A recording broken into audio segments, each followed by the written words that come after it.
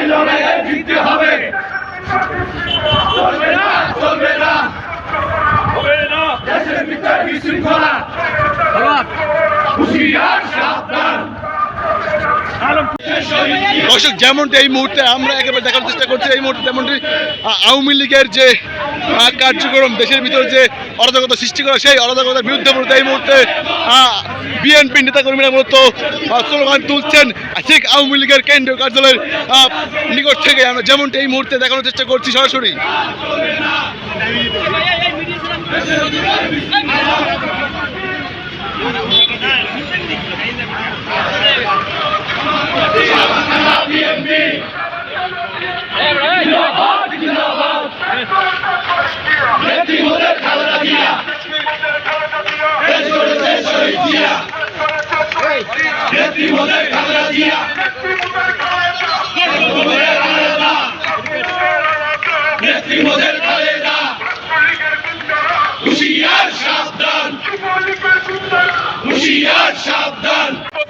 আমরা অবস্থান নেব।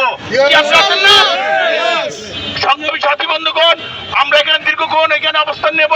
আমরা এখানে জানি কোনো প্রকার আওয়ামী লীগ বিশৃঙ্খলা না করতে পারে, ছাত্রলীগ যেন কোনো এখানে কোনো বিশৃঙ্খলা ঘটনা ঘটাইতে না পারে। আমরা শান্তশিষ্টভাবে আমরা এখানে অবস্থান নেব। আমরা অতি সতর্কতার সহিত আমরা এখান থেকে এখানে অবস্থান নেব। ঠিক আছে সবাই?